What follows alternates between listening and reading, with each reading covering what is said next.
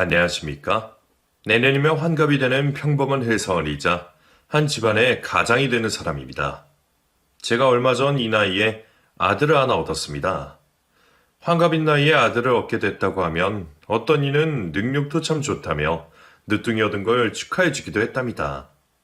하지만 아쉽게도 저에게 늦둥이로 얻을 만한 능력은 없었고 30년 동안 저도 모르게 존재하고 있었던 제 아들을 처음 만나게 된 것입니다. 그렇다고 해서 또 그 아들이 혼의 자식이냐? 그것도 아니랍니다. 오늘은 딸만 둘이었던 저에게 어쩌다 30살인 아들을 하루아침에 얻게 되었는지 그 사연을 한번 써보내도록 하겠습니다. 제 사연이 꼭 채택이 되어 여러분들에게 들려드릴 수 있는 기회가 생겼으면 하네요. 사실 저는 결혼을 2번 한 사람입니다. 지금의 아내와는 재혼을 한 사이라고 볼 수 있겠죠. 전처는 제가 20살일 때 만난 저의 첫사랑이었습니다. 전처의 첫사랑도 저일 만큼 저희는 아주 어린 나이에 만나 오랜 시간 연애를 해왔습니다. 전처와 저는 성격이 반대였지만 쿵짝이 참 잘 맞았습니다. 생긴 것도 남들이 남매라고 생각할 정도로 닮았고 좋아하는 것들도 싫어하는 것도 비슷한 저의 천생연분이었죠. 그리고 전처는 그 시절 기나긴 저의 군생활도 기다려주고 교통편이 편리하지도 않은 와중에도 매번 멀리까지 면회도 꾸준히 와줬었습니다. 연애를 하는 동안 저희 사이에는 단 한 번의 마찰도 일어나지 않았습니다. 제가 거의 져주는 편이기는 했지만 그만큼 잘 맞는 편이 많았거든요. 그러니 저는 당연히 이 사람과 결혼을 해야겠다고 생각을 하고 있었습니다. 그런데 연애 내내 전처가 입버릇처럼 하던 말이 있었습니다. 나는 무조건 돈 많은 남자랑 결혼할 거야. 그러니까 너 나랑 결혼하고 싶으면 돈 많이 벌어야 돼. 알았지? 처음에는 아내가 야무지고 깍쟁이 같은 성격이기도 하고 제가 취업 준비생이니 저의 미래를 위해서 그냥 하는 말인 줄 알았습니다. 그런데 알고 보니 그 말은 아내의 진심이 100% 담긴 말이었습니다. 그걸 알게 된 계기는 제가 공무원을 준비하려고 할 때였습니다. 야, 너 왜 공무원 준비를 해? 공무원으로 돈 벌어봤자 얼마나 번다고 공무원 준비를 하냐고. 내가 누누이 말했지. 나 돈 못 버는 남자랑은 결혼 안 할 거라고 했잖아. 너 공무원 할 거면 나랑 헤어져. 제리야, 그 말이 진심이었어? 아무리 그래도 우리 20살 때부터 지금까지 6년이나 만났는데 그 이후로 헤어지는 건 좀 아니지 않아? 나는 공무원 정도면 괜찮은 직업이라고 생각하는데. 너나 괜찮겠지. 너한테나 괜찮겠지. 나는 그딴 직업 가지는 남자랑 결혼 못해. 너 내 입에서 헤어지자는 말 나와도 이런 식으로 나온다 이거지? 그럼 우리 진짜 헤어지자. 6년이란 세월이 무슨 소용이니? 어차피 결혼한 사이도 아닌데. 너랑 6년 동안 만난 시간이 조금 아쉽긴 하지만 난 지난 시간보다 앞으로의 시간이 더 중요해서 말이야. 다신 보지 말자. 아내는 정말 한치의 고민도 조금의 미련도 없이 저에게 이별을 통보하고 떠났습니다. 처음에는 어안이 벙벙하다더군요. 아내를 붙잡아야 할지 아니면 이별을 그대로 받아들여야 될지 판단이 서지 않았습니다. 그때 저희 어머니께서는 다른 여자를 찾아보라고 조언을 해주었습니다.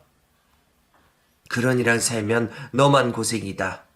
쉽진 않겠지만 그런 애한테 미련 가지지 말고 공무원 준비해서 너랑 비슷한 여자 만나서 결혼하도록 해. 처음에는 엄마의 조언을 듣기로 했습니다. 공무원에 합격을 해서 저와 같은 공무원 일하는 여자를 만나면 저를 이해해 줄 거라고 생각을 했었죠. 그런데 사람 마음이란 게 그렇게 맘먹은 대로 되진 않았습니다. 당시 20살 중반밖에 안 됐던 저에게 6년이란 세월은 너무나도 긴 세월이었고 또 첫사랑을 쉽게 잊기란 쉽지가 않았습니다. 그래서 저는 결국 저를 떠나가 버린 아내를 찾아가 매달리기 시작했습니다. 제이야, 나는 너랑 못 헤어지겠어. 우리가 어떻게 이렇게 쉽게 헤어질 수가 있어. 차라리 내가 큰 잘못이라도 했으면 염치가 있어서라도 너를 붙잡지 않았을 텐데. 이건 정말 아닌 것 같아. 너도 나 많이 사랑했잖아. 그러니까 나 다시 만나주면 안 되겠니? 그래. 나도 참 많이 사랑했지. 사랑했으니까 고무신도 거꾸로 안 신고 3년 동안 널 기다려줬겠지. 근데 네가 날 배신했어. 너 군대까지 기다려준 내가 돈 못 버는 남자랑은 결혼 절대 안 할 거라고 그렇게 말했는데 감히 네가 그걸 알고도 공무원이라는 직업을 선택해? 이게 배신이 아닌 뭐야? 아내는 공무원에 아르는 저를 아주 괘씸한 사람으로 몰아붙였습니다. 아내가 계속 그러니 어느 순간부터는 공무원을 선택한 제가 정말 큰 잘못을 한 것처럼 느껴지더군요. 너는 다시 나를 만날 마음이 있기라도 해? 그럴 마음이 있다면 도대체 내가 어떻게 하면 다시 나한테 돌아와 줄지 말해줘. 내가 너 하라는 대로 다 할게. 말해 뭐해? 나랑 다시 만나고 싶으면 당장 그 공무원 준비 때려쳐. 너 머리도 좋은 애가 왜 그 머리를 썩히려고 그래? 공무원 하지 말고 대기업에 들어갈 수 있도록 해봐. 그럼 내가 너 다시 만나줄게. 대기업? 알겠어. 그럼 내가 공무원은 포기할 테니까 나 다시 만나줘. 죽이 되든 밥이 되든 네가 원하는 대기업에 들어갈게. 대기업은 제가 올라가지 못할 나무라고 생각을 했습니다. 그리고 제 성격 자체가 경쟁을 하며 치열하게 사는 것보다 제게 주어진 내 할 일만 하면서 평화롭고 편하게 사는 게 저의 꿈이었습니다. 물론 공무원 일이 힘들지만 대기업보다는 편할 것 같아서 선택하게 된 것이었는데 저는 아내 때문에 결국 공무원을 포기하고 대기업 입사에 도전을 했습니다. 지금 시대도 대기업에 들어가는 게 쉽지 않았지만 저 때도 들어가는 게 쉽지는 않았습니다. 특히 저처럼 고등학교만 졸업하고 가진 게 아무것도 없는 사람은 더더욱 쉽지 않았죠. 그래도 아내와 했던 약속이 있었으니 대기업에 도전을 할 수밖에 없었습니다. 여자에 미쳐서 쉬운 길을 놔두고 어려운 길로 가려고 하다니. 이 애미 말은 안 듣고 귀엽고 여자 말만 듣는구나. 자식놈 키워봤자 소용이 없다는 말이 이 말이네. 어머니께서는 여자친구의 말을 듣고 대기업에 도전하는 저를 탐탁지 않아 했습니다.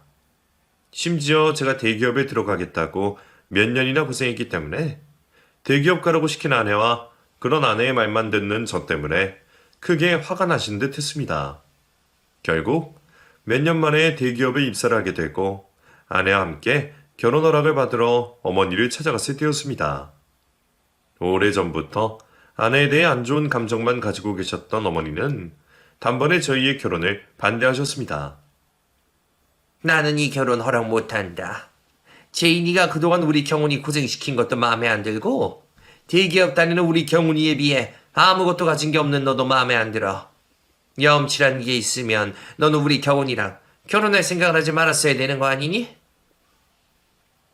저는 어머니가 아내에게 상처가 되는 말만 내뱉으시며 반대를 하시는 걸 보고 아내가 걱정이 됐습니다. 아내가 당연히 기가 죽고 속상해할 줄 알았는데 아내는 오히려 그런 저희 어머니의 말에 코웃음을 치며 어머니의 말에 지지 않고 받아쳤습니다. 어머님, 말씀을 그렇게 하시면 안 되죠. 대기업 다니는 어머님 아들에 비해 제가 가진 게 없다고요? 어머님 아들이 어떻게 대기업에 들어갔는데요? 저 때문에 들어간 거 아닌가요? 경훈이를 낳은 건 어머님이겠지만 지금의 경훈이를 만든 건 저라고요. 왜 그걸 생각 못 하세요? 네가 우리 경훈이 닥달하지만 않았어도 우리 경훈이 스트레스 안 받고 공무원 하면서 편히 살을 수 있겠다. 네가 경훈이한테 대기업이니 어쩌니 이상한 소리를 해야 돼서 우리 애가 몇 년 동안 고생을 하지 않았냐. 그리고 네 말 때문에 대기업에 들어간 건 맞아도 어쨌든 우리 경훈이 노력 때문에 들어간 건 사실 아니니? 어머님, 그 노력도 제가 없었으면 불가능한 노력이었어요. 경훈이 애는 인생을 쉽게 살고 싶어하는 애라 도전도 노력도 안 하는 사람인데 제가 정신 개주시켜 놓은 거라고요. 어머니와 아내는 저를 두고 한참을 싸웠습니다. 이러다가는 아내와 결혼식 근처에도 가지 못하겠다 싶었는데 어떻게 엄마에게 결혼 허락을 받기는 했습니다. 엄마가 아내에게 백기를 든 것이죠. 어휴, 그런 독하는 아내 며느리가 된다고 생각하면 끔찍하긴 하지만 걔 말대로 네가 대기업에 들어간 건 어쨌든 제이 때문이니 그 공을 생각해서 결혼 허락은 해주마. 애가 독하긴 해도 머리가 똑똑해서 그런 거니까 결혼하고 나서도 제이 말 잘 들어. 그래도 너무 기죽이거나 사람 못 살게 굴면 그때 이 애미한테 말해. 어머니가 아내의 공을 인정해 주셨습니다. 성격이 마음에 들지는 않기는 했지만 제가 아내와 결혼을 하면 어머니는 제가 더 잘 될 거라고 생각을 하시는 듯 했습니다. 결혼 후 어머니의 말씀대로 아내의 말을 잘 들으며 살아야겠다고 다짐을 했습니다. 그런데 아내가 갑자기 저에게 대출을 해달라고 하더라고요. 여보, 당신 앞으로 대출 얼마까지 받을 수 있어? 나 돈이 좀 필요해서 그러는데 대출 좀 받아줘. 내 앞으로는 돈이 얼마 안 나오더라고? 대출? 갑자기 무슨 대출? 당신이 그런 큰 돈이 뭐가 필요하다고 대출을 받아달라고 하는 거야? 어디다 쓰려고? 지금 나 무시해? 나도 큰 돈 쓸 때가 있으니까 지금 당신한테 이야기 꺼낸 거 아니겠어? 내가 뭐 이유 없이 행동하는 거 봤냐고. 결혼 전엔 그래도 이 정도까지는 아니었는데 결혼 후 아내는 정말 막무가내였습니다.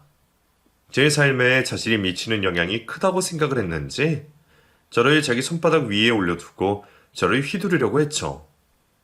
무시한 건 아닌데 무슨 이유 때문인지를 말해줘야지. 무작정 대출해달라고 이야기를 꺼내면 내가 어떻게 해줘. 나 빵집 하나 차리려고 그래? 내 친구 동네에 종합병원이 하나 새로 생기는데 거기 1층에 괜찮은 자리가 있다고 하더라고? 친구가 거기 빵집 차리면 장사 잘 될 거라고 해서 내가 들어가서 할 생각이야. 왜? 안 돼? 당신 빵도 만들 줄도 모르고 장사 같은 거 한 번도 안 해봤는데 대출까지 해가면서 빵집 차리기엔 너무 도박 아니야? 그리고 친구 말만 철석같이 믿고 그러기엔 너무 위험한데? 제가 조심성이 많은 것도 있지만 생전 빵 한 번 만들어 본 적 없고 빵도 안 좋아하는 사람이 빵집을 차린다고 하니 아내 말만 듣고 대출을 해주고 싶지는 않았습니다. 하지만 제 아내가 어떤 사람입니까? 시어머니 앞에서도 눈 하나 깜빡 안 하고 싸우던 위인이 아니겠습니까? 당신이 해달라고 하니까 일단 해주긴 하는데 하다가 영 아니면 바로 손 떼도록 해. 결국 저는 아내에게 제 이름으로 대출을 받아 빵집을 차려주고 말았습니다. 빵집을 차려주면서도 마음이 너무 찝찝했습니다. 아내가 똑똑한 사람인 건 알았지만 큰 돈이 걸려 있으니 불안한 건 어쩔 수 없더라고요. 그런데 아내는 불안해하는 저 보란 듯이 빵집을 잘 운영해 나갔습니다. 아내가 잘해서 그런 건지 아니면 빵집의 목이 좋았던 건지는 모르겠지만 빵집의 매출을 날로 상승해 갔고 전업주부였던 아내는 얼굴도 보기 힘들어질 정도로 바빠진 빵집 사장이 되었습니다. 여보, 당신 요즘 왜 이렇게 쇼핑을 많이 해? 이 화장품들은 또 뭐야? 당신 화장도 잘 안 하고 옷 사 입는 돈 아깝다고 옷도 안 사 입으면서 무슨 바람이 불었대? 여보, 작은 빵집이긴 해도 어쨌든 나도 사장이잖아. 사장이란 사람이 구질구질하게 가게를 지키고 있으면 사람들이 뭐라고 생각하겠어? 보여주기식이라도 나도 좀 꾸미고 다녀야 되지 않겠어? 빵집 사장이 된 아내는 생전 관심도 없던 본인 치장에 관심을 가지기 시작했습니다. 단벌 신사라고 해도 과언이 아닐 정도로 옷 한 번 사 입는 꼴을 보여준 적이 없던 아내는 주말만 되면 백화점으로 달려가 옷들을 사 입었고 결혼식 날 말고는 화장 한 번 하지 않던 아내는 매일같이 얼굴에 분칠을 하기 시작했습니다. 처음에는 아내의 예쁜 모습을 볼 수 있게 돼서 좋았습니다. 제 눈에는 아내의 어떤 모습도 예뻐 보였지만 꾸미는 모습도 색다르게 다가오더라고요. 그런데 아내가 그렇게 자신을 꾸미고 치장하기 시작한 시점부터 사람이 달라지기 시작했습니다. 여보, 내가 다른 건 내가 다 할 테니까 빨래만 좀 해달라고 했잖아. 도대체 며칠째 빨래를 쌓아두고 있는 거야? 입으로 하나도 없네. 바빠서 그래, 바빠서. 그리고 당신 옷은 당신이 빨아서 챙겨 입어. 당신은 바깥 일하는 사람한테 집안일을 시키고 싶어? 당신만 바깥 일해? 나도 밖에서 일한다고. 그래 당신은 직원 써서 나보다 시간도 많으면서 왜 집안일에 손 하나 까딱을 안 해? 당신은 평범한 회사원이고 나는 사업하는 사업가잖아. 어떻게 당신 같은 일개 회사원이 나랑 비교를 해? 어이없네, 진짜. 아내도 일을 하고 저도 일을 하니 집안일은 나눠서 하면 된다고 생각을 했습니다. 하지만 아내는 겨우 병원 안에 있는 몇 평 안 되는 작은 빵집을 운영하는 거면서 사업한다는 명목하에 평범한 회사원인 저를 무시하며 집안일에 완전히 손을 떼버렸습니다. 그뿐만이 아니었습니다. 여보, 다음 주 주말에 어머니 생신이라서 가족들끼리 간단히 저녁 식사하기로 했으니까 그렇게 알아둬. 그리고 선물은 그냥 용돈으로 드리는 걸로 하자. 어머님 용돈 내가 챙겨줄게. 근데 나 주말에 사업가 친구들 모임 있어서 못 갈 것 같아. 당신 혼자 갔다 와. 당신, 저번 명절에도 일 때문에 바쁘다고 집에 안 갔었잖아. 이번에도 빠지면 어머니 화내실 거야. 가자. 어머니도 참 너무하신다. 사업하는 며느리 그렇게 괴롭히고 싶으시대? 그래, 당신이 중간에서 잘 말해주면 어머니 화낼 일도 없으실 거 아니야. 당신이 알아서 좀 잘해봐. 아내가 저희 어머니와 사이가 그리 좋은 것은 아니었지만 그래도 며느리 노릇은 톡톡히 하는 사람이었습니다. 괜히 며느리 노릇을 못한다는 이유로 시어머니에게 책 잡히기 싫었던 거였죠. 그랬던 아내는 빵집을 운영하면서부터 저희 집 근처에도 가지 않았습니다. 100번 양보해서 그것까지 이해할 수 있었습니다. 어쨌든 저희 집은 시댁이니 이런저런 핑계를 대서라도 가고 싶지 않았겠죠. 사업을 하면서도 변해도 너무 변해버린 아내는 자신의 친정에까지 손을 떼기 시작했습니다. 여보, 왜 이렇게 연락이 안 돼? 장모님 지금 혈압 오르셔서 응급실에 실려오셨어.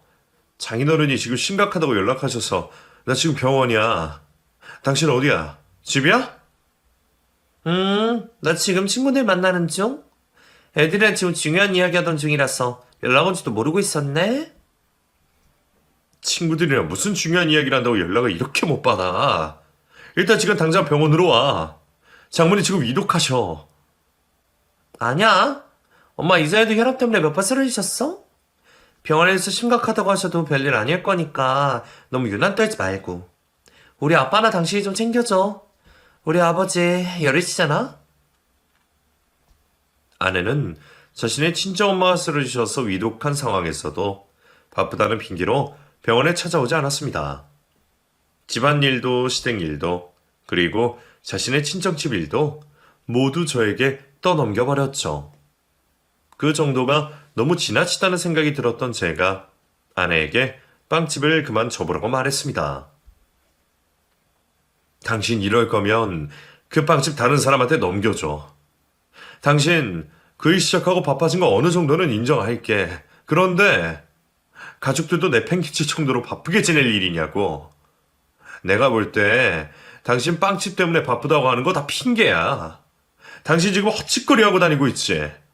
내가 모를 줄 알아? 헛짓거리라니?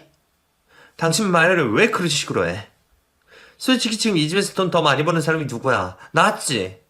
내가 그렇게 발에 불이 나도록 뛰어다니니까 돈을 그만큼이나 벌어올 수 있는 거라고. 지금 당신 앞으로 대출받은 것도 나 덕분에 거의 다 갚은 거 아니야? 당신은 오히려 나한테 고마워야지. 내가 이 집 가장이 됐는데. 돈만 많이 벌으면 가장이야? 가정을 내팽개치고 밖으로 나돌아다니는 사람이 무슨 가장이야. 당신 돈 못 벌어와도 되고 집에만 있어도 되니까 빵집 문 닫아. 아내가 이 지경까지 오게 된 건 다 그 빵집 때문이라고 생각을 했습니다. 아니면 아내가 빵집 문을 열도록 정보를 알려주고 계속해서 아내를 밖으로 끌어들이는 저는 모르는 아내 친구 때문이라고 생각을 했죠. 아니면 당신 소진이라는 그 친구랑도 그만 만나. 수진 씨는 당신 기운인 거 알면서도 계속 밖으로 불러내고 사람이 어쩜 그렇게 기본이 안 됐어? 당신 그 사람이랑 그만 어울려. 싫은데? 지금 내가 소진이 덕분에 이렇게 잘 됐는데 어떻게 내가 먼저 소진을 끊어내? 나 앞으로 계속 소진이 만날 거니까 당신은 내 인간관계 신경 꺼.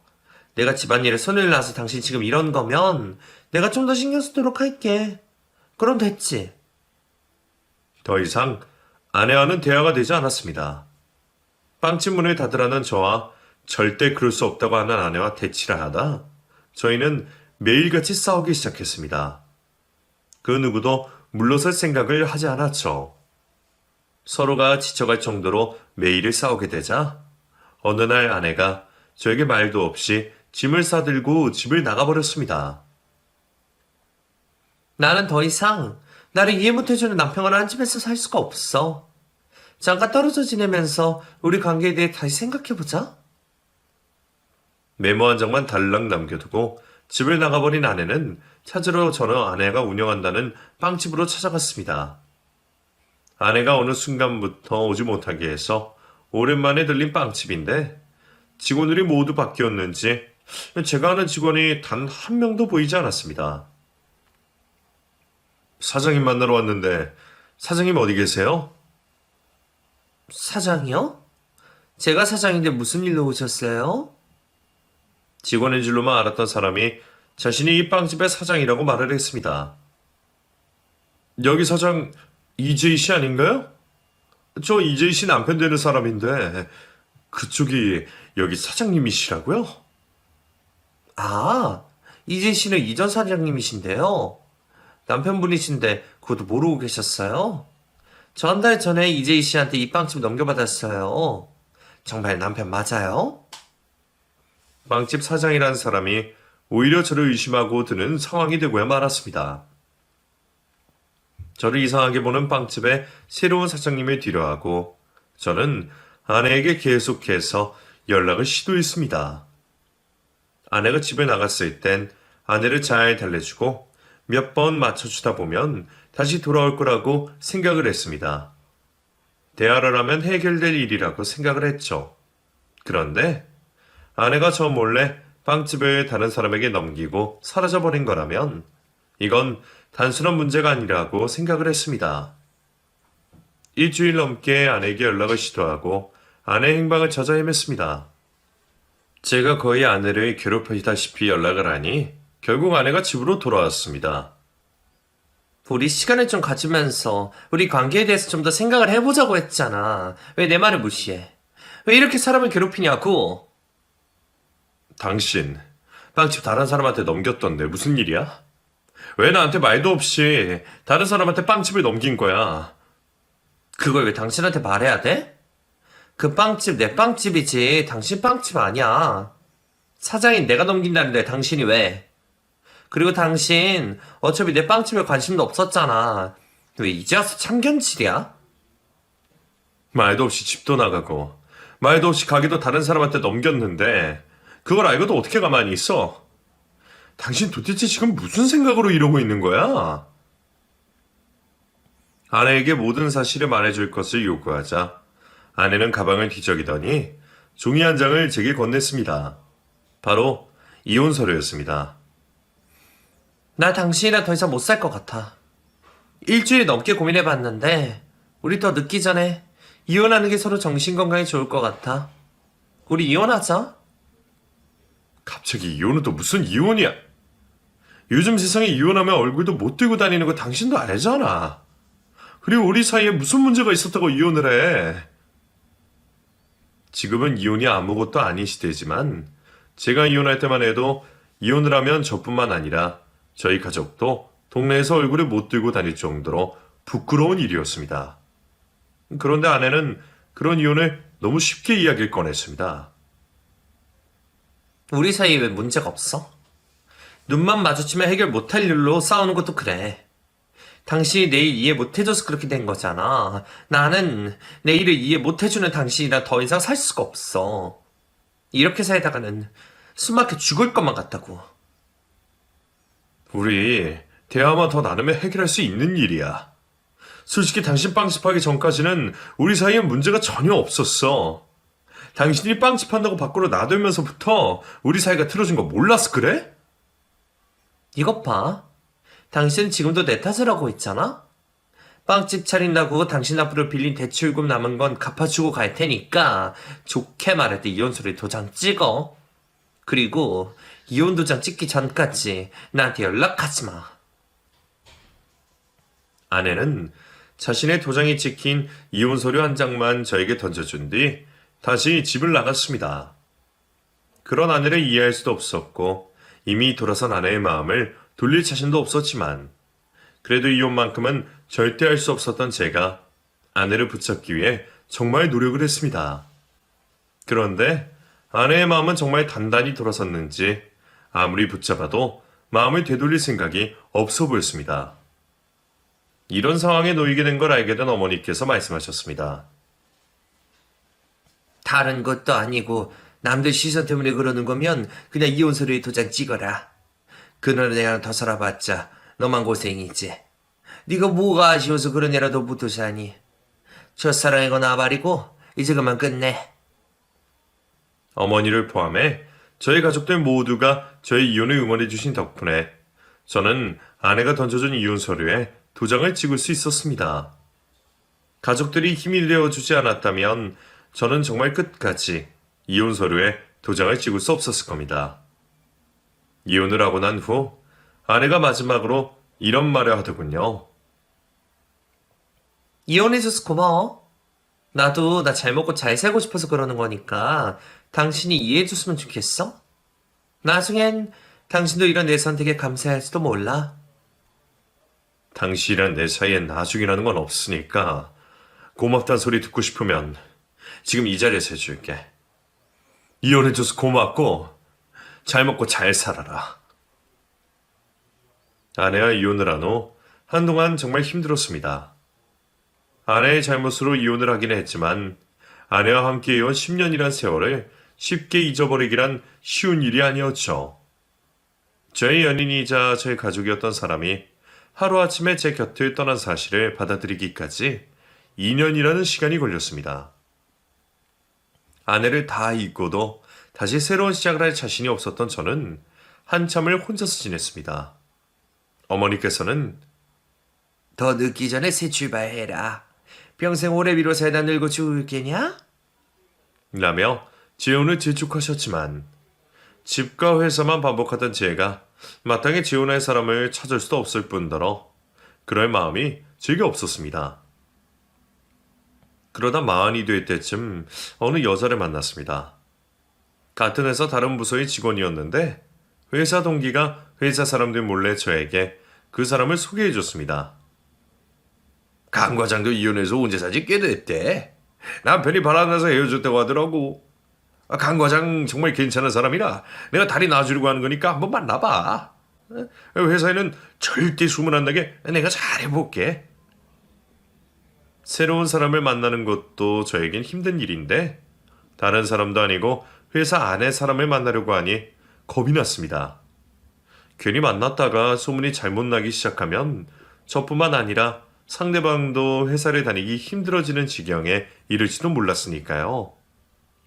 그 걱정에 제가 몇 번이나 거절을 하자 동기가 소개해준다는 그 당사자가 점심시간에 저를 찾아왔습니다.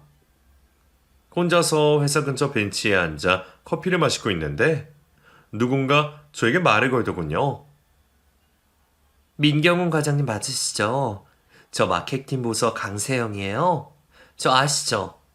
한번 만나 뵙고 싶은데 계속 인연이 안 되는 것 같아서 제가 직접 찾아왔어요. 주변에 회사 사람도 없는 거 보고 왔으니까 안심하세요. 어떻게든 회피하고 있던 인연이 결국 이어지고야 말았습니다.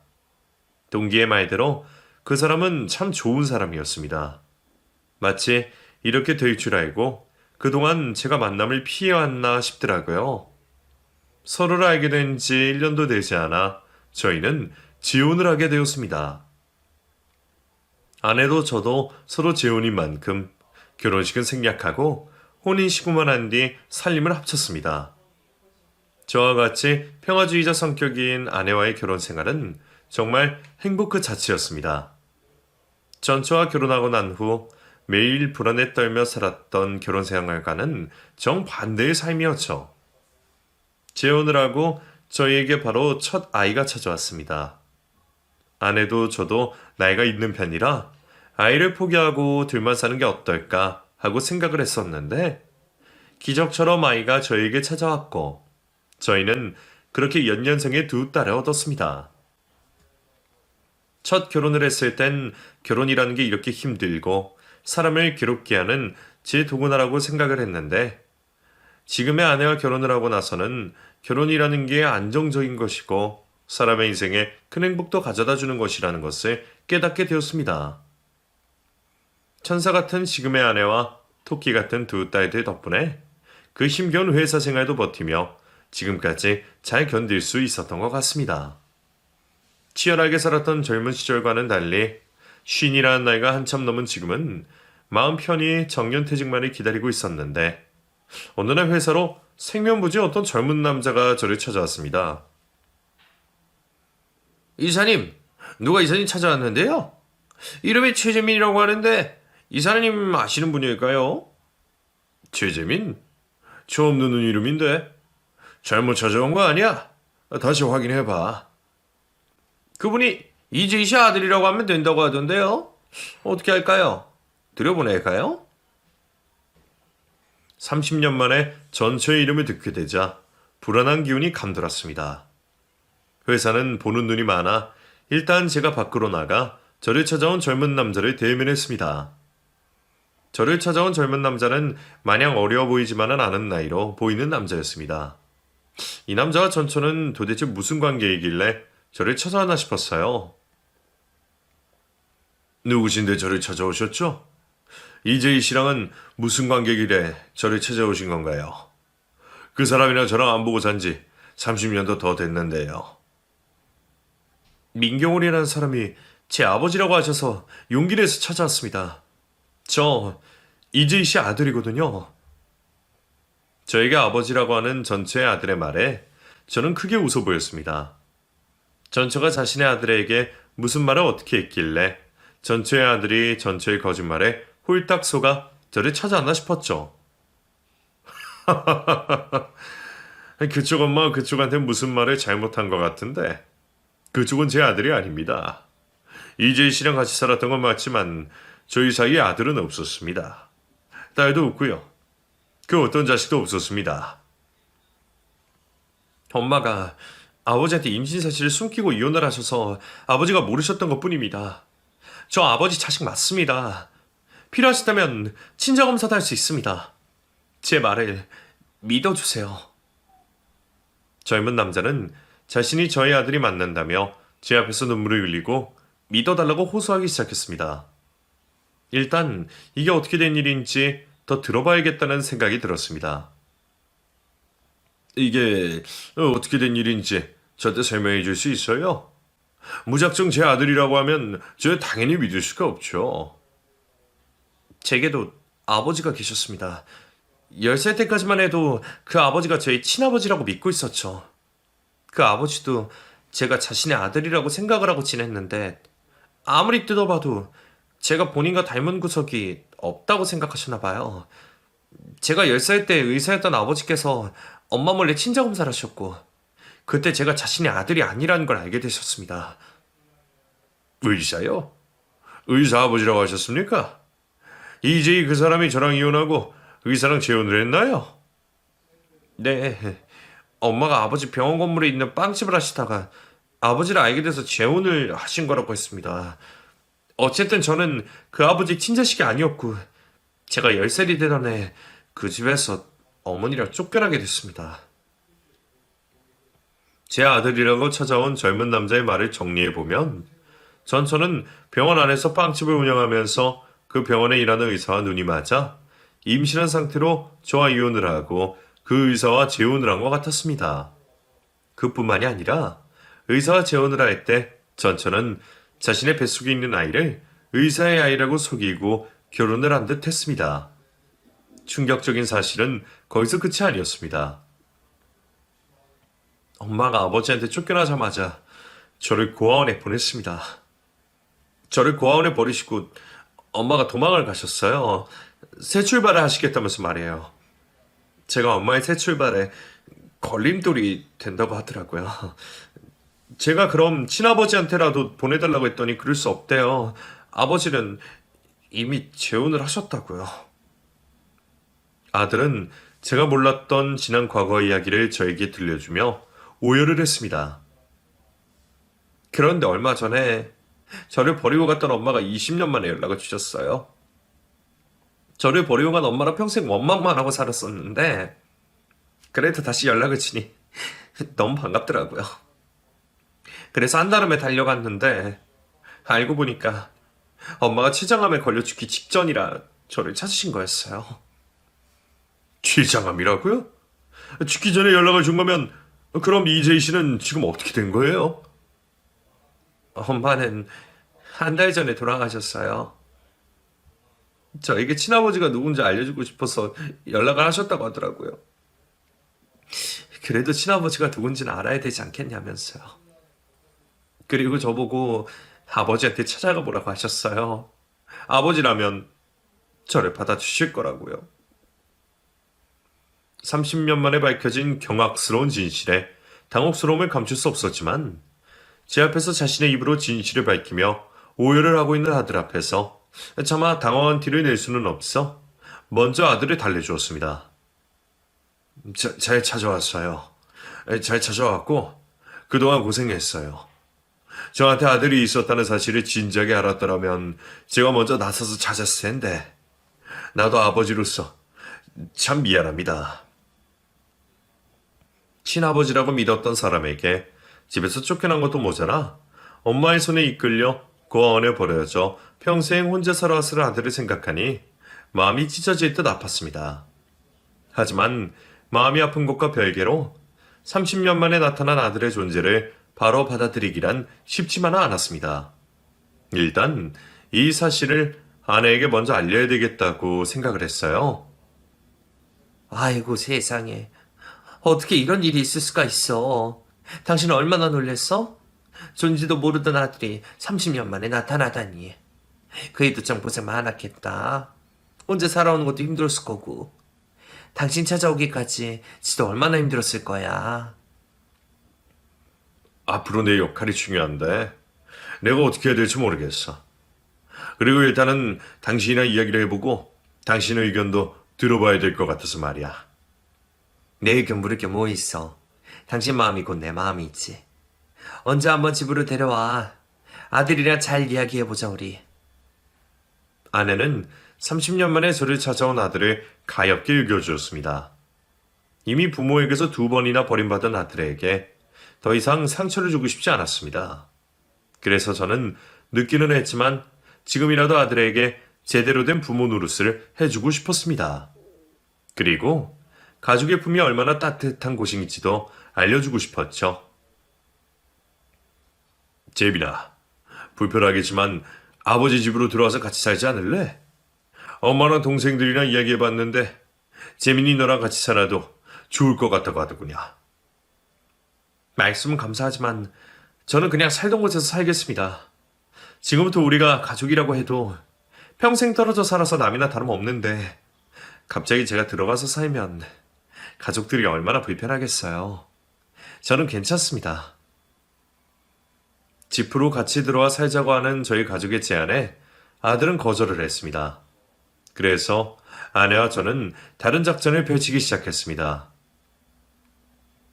재민아, 다음 주 주말에 가족들끼리 여수를 여행 갈 거거든. 그러니까 그날 다른 약속 잡지 말고 꼭 우리랑 같이 여행 가자. 알겠지? 아들과 함께할 시간을 일부러라도 더 만드는 것이었습니다. 평일에도 저녁을 한두 번씩 같이 먹는다거나 주말에 아들과 가족들을 데리고 여행을 간다거나 해서 얼굴을 한 번이라도 더 보고 살을 부대낄 수 있는 기회를 많이 만들었죠. 그러자 아들의 마음도 서서히 열리는 듯 했습니다. 전 아버지랑 같이 사는 것도 좋은데 할머니랑 같이 살아보고 싶어요. 할머니께서 아버지 집에 들어가는 게 불편하면 할머니랑 같이 살아보지 않겠냐고 하시더라고요. 손자 사랑은 아무래도 할머니잖아요. 저 할머니 집에 들어가서 할머니가 해주시는 밥 먹고 얻어먹으면서 지내볼게요. 아들이 저희 집으로 들어오진 않았지만 저희 집에서 5분 거리에 있는 어머니 집으로 들어가 살겠다고 했습니다. 그렇지 않아도 아들이 나타나고 가장 기뻐하면서도 가장 슬퍼했던 사람이 바로 저희 어머니셨거든요. 어머니도 지금부터라도 아들에게 평생 주지 못한 사랑을 줘야 된다며 눈만 뜨면 손자 걱정을 하시긴 했습니다. 아들이 나타난 지 지금은 1년 정도 지났습니다. 현재 아들은 어머니 집에서 지내면서 저희 가족과도 거의 매일같이 보며 지내고 있답니다. 저희 아내에게도 엄마라고 부르며 두 여동생들과도 매우 잘 지내고 있죠. 그리고 아들은 지금 수능 공부 중에 있습니다. 재민아, 그동안 해보고 싶었는데 어쩔 수 없이 하지 못한 게 있니? 있으면 엄마한테 말해봐. 엄마가 재민이 너 하고 싶은 거 할 수 있도록 도와줄게. 저 지금이라도 대학에 가고 싶어요. 20살 때 친구들 다 대학 가는데 저는 돈이 없어서 못 갔거든요. 도와만 주신다면 저 지금이라도 공부하고 싶어요. 아내 덕분에 저희 아들은 30이 넘은 나이에 대학 갈 준비를 하고 있답니다. 30년 만에 나타난 아들이라 저도 그런 아들을 받아들이기가 쉽지 않았는데 피 한 방울 안 섞인 제 아들을 자신의 아들처럼 소중히 대해주는 아내에게 참 감사합니다. 그래서 저는 잠자리에 누울 때마다 아내에게 고맙다고 말하는데 아내는 그럴 때마다 이렇게 말했습니다. 당신 아들이 내 아들이지. 입장이 바뀌었었다면 당신도 나랑 똑같이 했을 거야. 재민이 지금까지 살아오면서 받은 상처 우리가 다 치유해주자. 그리고 생각해보면 혼자서 잘 자라준 든든한 아들이 하늘에 뚝 하고 떨어진 거나 마찬가지인데 얼마나 감사한 일이야, 안 그래? 아들이 나타나기 전까지는 퇴직을 하면 아내랑 같이 귀농해서 소소하게 텃밭이나 가꾸고 살아야겠다고 생각을 했습니다. 하지만 아들이 나타난 이후 저는 앞으로 제 삶의 계획을 몽땅 갈아엎어버렸습니다. 아들이 대학을 가서 대학을 무사히 졸업할 때까지 저는 아들을 도와줄 생각입니다. 그리고 남은 인생 동안 제 아들에게 그동안 주지 못했던 사랑과 하지 못한 아비 노릇을 할 생각이랍니다. 물론 평생 아내를 아끼고 사랑하며 살겠다는 계획은 바뀌지 않고 여전하답니다. 여기까지 오는 과정은 결코 쉽지 않았지만 결론적으로 보면 저는 참 복받은 삶인 것 같습니다. 제 이야기를 써내려오면서 몇 번이나 눈물을 흘린지 모르겠네요. 여러분들, 저희 가족에게 많은 응원의 말씀 부탁드립니다. 그리고 여러분들의 가정에도 평안이 깃들기 기도하겠습니다. 감사합니다.